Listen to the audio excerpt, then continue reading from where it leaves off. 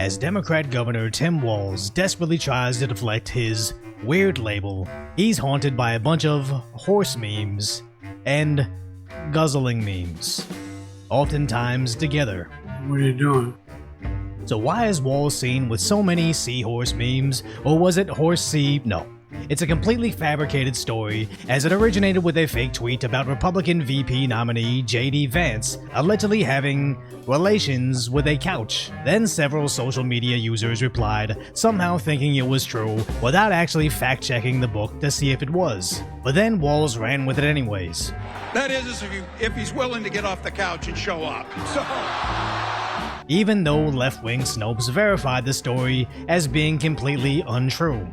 Then these fake images started popping up, alleging that Walz drank something disgusting related to horses, using obviously fake stories as reference to the claim, even making fake news clippings stating the same. So much that even Redditors started to ask for clarification. So this whole horse situation got out of control, and I'm personally not a fan of it, as I do understand this is just the right's way of fighting fire with fire. As the left wants to parrot a stupid rumor that's easily debunked about Vance, the right is just showing them how quickly the same can be done to them. The difference being, these are just trolls on Twitter reposting the horse allegations, and at no point in time did J.D. Vance himself take to the stage to repeat those same made-up memes. Because with Walz, nothing is more damaging than the truth, as he has a long history of running campaigns on stolen valor. I'm Tim Walz, and I'm running for Congress in Minnesota's 1st Congressional District. I'm a retired Command Sergeant Major. Bragging while in office on stolen valor. As a 24-year veteran of the National Guard and the Red Bull Division and a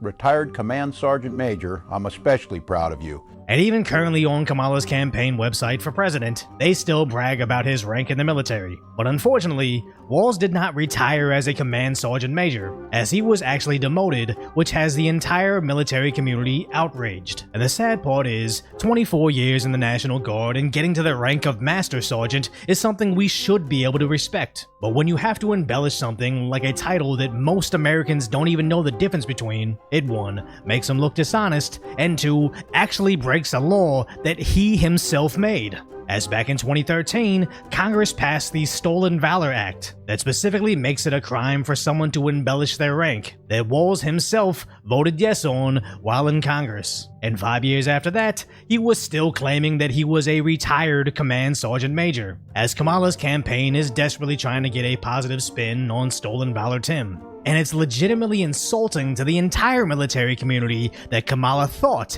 she could pander to them by picking Walz to counteract J.D. Vance's military experience. Not understanding that his stolen valor isn't a new development, she knew he had this baggage and still went with him because she thinks you're stupid. As the whole rank embellishment is the least of their worries. As in Congress, they constantly painted Walz as an Afghanistan war veteran. Harris panhandles for cash behind Tim being a battle-tested leader, and even Walz fought against 2A, claiming he carried weapons of war in war. And we can make sure that those weapons of war that I carried in war is the only place where those weapons are at. Too bad that's verifiably false, as he deserted his unit before they deployed. And he consistently told us as fellow sergeant majors at the time that he was going to go on the deployment. You could, as I remember him saying, you can count on us.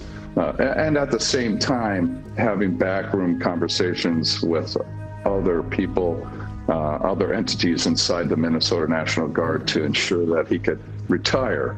He subverted the chain of command. He went around the chain of command. The brigade sergeant major had no clue.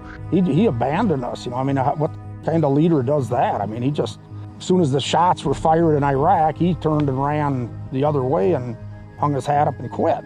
Even in 2009, veterans were upset with his claims. My name is Dave Thule. This is Travis Quinlan. We're both constituents and Iraq War vets. We're hoping to talk to someone about the photograph I have of Congressman Walz. Okay. Not sure if you have ever seen this picture before? Mm-hmm. Okay. Well, in it depicts 2004 Afghanistan veteran. Right. Congressman Walz is not an Afghanistan war veteran, is he? And even on CNN, contributors call him out. Where he has used language that has suggested that he carried weapons in a fighting situation. As you know, with your contact with the military, I know from coming from a military family, there is a difference between being in a combat area being involved at a time of war and actually being in a position where people are shooting at you. There is no evidence that at any time Governor Walz was in a position of being shot at, and some of his language could easily be seen to suggest that he was. That's the issue Kamala's campaign fundamentally doesn't understand, is a majority of Americans either served, had family that served, or at least someone close to them that has. And this isn't something that can simply be swept under the rug and memory hold, like Walz as governor setting up snitch hotlines during the lockdowns, letting his state burn during the riots, or how his daughter leaked the location of National Guardsmen to the rioters. Those are all kinda complicated stories that are difficult to share unless you experienced it yourself. But a scumbag taking credit for the sacrifices you or your family made for this country, all so he can bolster his opportunities of getting elected in office, that is something that immediately grabs everybody's attention and makes typically apolitical people turn into single-issue voters against you. As a Minnesota paper can publish articles double-talking their way into the stolen valor claim being false. Never mind the fact that Walz openly admitted while running for Congress that he knew about the deployment to Iraq and decided to retire, going to DC instead. And now places like Bloomberg, who allegedly wrote about him serving in Iraq, mysteriously now says that he served actually in Italy. And the more the corporate dinosaur media plays their games of desperately trying to convince you that you definitely didn't see, hear, or read the facts that hurt their narrative, the more angry those same people will become, and the less likely they will be to ever believe a word you report on ever again, as the stolen valor deflections are just plain stupid now. Well, here is Tim Walz, who enlisted when he was 17 years old. He served in the National Guard for 24 years, and I'm not aware of any military service that J.D. Vance has ever served. So let's just make the comparison there. And unlike Walz, J.D. Vance actually did deploy. When the United States Marine Corps, when the United States of America asked me to go to Iraq to serve my country, I did it. I did what they asked me to do it, and I did it honorably, and I'm very proud of that service. When Tim Walz was asked by his country to go to Iraq, you know what he did? He dropped out of the Army and allowed his unit to go without him, a fact that he's been criticized for aggressively by a lot of the people that he served with. But then CNN just doubles down. But when you dig a little deeper into that, he was a public affairs specialist, someone who did not see combat, which certainly the title combat correspondent kind of gives you a different impression.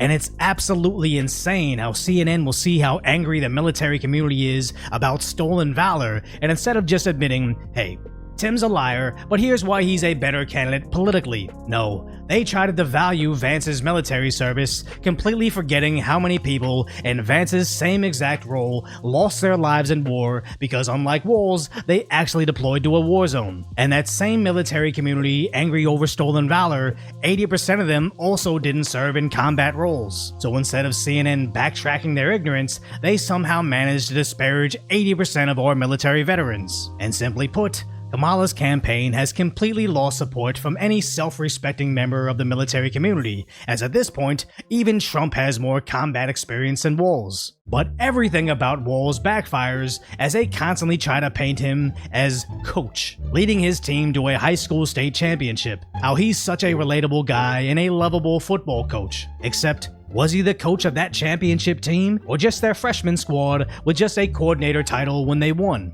Or maybe he was just the assistant, just embellishing himself as the coach sergeant major. And honestly, this isn't really that big of a deal. Everybody knows when you're playing sports, everybody from the head coach, assistant coaches, and even the trainers are called coach. But one, it shows a pattern of embellishments, aka lying, but more importantly, it voluntarily brings up the elephant in the room. Why did he stop coaching? Well, apparently it was over a DUI arrest, driving 96 miles an hour under the influence, forcing him to resign from his teaching job. And again, I'm not some political purist. I know most people in politics are scumbags. Heck, Trump being a convicted felon just makes me want to vote for him more. But it's the idea that none of this is a new development about Walz. His DUI, stolen valor, giving Somalian fraudsters $250 million of our tax dollars, then changing his state flag to look more like the Somalian flag. I mean, I could easily make this video 20 minutes long going into his shady history as a leader, but it's the idea that Kamala knew all of this information about Walz and still chose him as the best candidate for VP, because she thought